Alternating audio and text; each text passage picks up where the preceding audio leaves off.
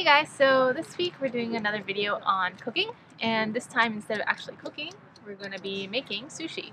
So I just love sushi, but it kind of gets expensive for us to go out and eat it all the time. So we just wanted to make it here in the van, and we can kind of have a nice sushi meal. Yep, so with the raw fish and seaweed and other ingredients that we got, we spent about $25. So overall, it's still a pretty expensive meal compared to other meals that you could cook for a lot cheaper in your car. But for sushi, it's really not that bad, especially in the Bay Area. You could pay, normally when we go out, we order like 3 or 4 different types of sushi. Rolls, and it costs what, with tips and tax, about $50. Yeah, so $25, it's really not that bad. Let's get started. We kind of kept it simple for the ingredients today. The fish that we got was salmon. We got some cooked eel, unagi, and then we also got the shrimp, which is for sashimi as well. So obviously this was the most expensive stuff. We got our seaweed here, and then we've got some avocados, as well as some cucumbers for vegetables, and some egg as well that we cooked yesterday. We also made the rice yesterday so that it would be room temperature today. Another little trick that I learned from someone long ago was to wrap my bamboo mat in saran wrap so it keeps it kind of clean, and any of the rice or whatever that gets stuck on it, then it's a lot easier. You just take off the saran wrap and throw it away.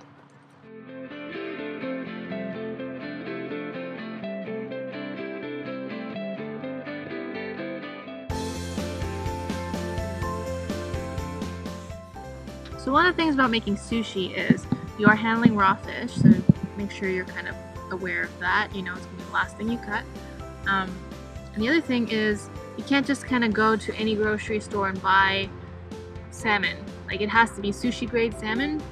So we specifically went to a Japanese market that sells it for sashimi, so it's meant to be eaten raw, and they especially prepare it in a way, so that's why you can't just go and buy any fillet of salmon that you see, in like grocery store. So you start out by putting rice on the seaweed, but you want to make sure it's not too thick, because once you kind of roll it all up and it's really thick, you'll see it's mostly rice. You know, when you go to the sushi restaurants and it really sucks because it's all rice and no fish. Basically what's going to happen. So kind of spread it out evenly. You don't want the rice to be too warm, because if it is, it'll make the seaweed actually like shrivel and it won't be very crispy anymore. So make sure you got cold or room temperature rice, and then spread it out in a nice thin layer all the way to the edges.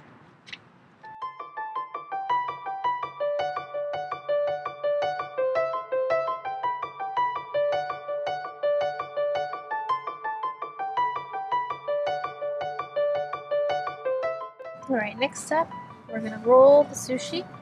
So when I roll it, I need to make sure that I try to get everything in as tight as possible. So we're going to roll that end. We're going to squeeze it. You might see some of that avocado squishing up. It's okay. And pull it out. And as you pull, you keep rolling it. You can see how it's rolled in there. And you want to squish it tight. Okay. When you're done, you've got a nicely tightly rolled sushi. You can use some oil on the blade to make sure it doesn't stick too much to the rice.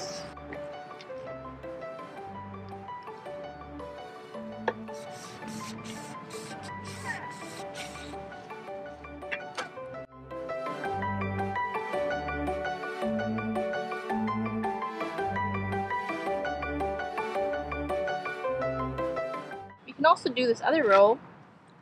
So instead of having the rice on the inside, you can actually take this and flip it. So actually flip the whole thing over, and then we're going to put all the innards on this side and roll it up. And then it becomes like an inside out roll. And a lot of times if I don't feel like cutting it, just make it like a burrito. You can roll it up and then just eat it. Why bother cutting it? One less step.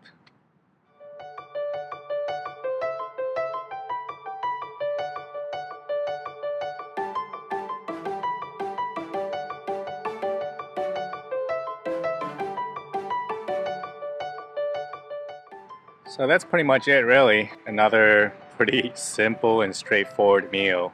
And we don't have any soy sauce tonight. We ate a few and it tastes kind of bland, so we're gonna go get some soy sauce later. One more thing, I think you're supposed to use Japanese rice, right? Yeah, we use Chinese. Yeah, we didn't have any Japanese rice. Oh, we ended up using jasmine rice, which is okay. It's not the best, but if you can also make it better if you had rice vinegar. You could add it to the jasmine rice and mix it in. But we didn't have any, so. What's the vinegar do? It helps make it sticky, enough like stickier because Japanese rice is a little more sticky. We went to Safeway and got some soy sauce packets because, like we said earlier, we didn't have any. And we finished making our sushi, and it's gonna be delicious! Lots of different kinds, some with salmon and egg and cucumbers and... Which is which? I like this one has cucumber, salmon, and avocado. These ones have an egg in it.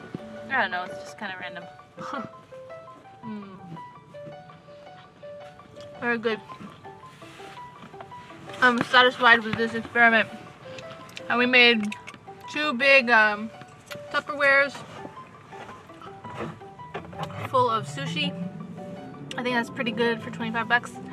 We actually had a bunch of leftover ingredients, most of the vegetables, but yeah, I think it was pretty successful. So I hope you might have learned something from this video, that you can make sushi pretty easily in the back of your van if you really want to, and you're feeling for something a little different. If you like this video, for sure, comment, subscribe. If you have any other suggestions, we are definitely not sushi masters, as you could clearly see from my very poor filleting skills. Yeah, let us know what you think, and we'll see you again next week.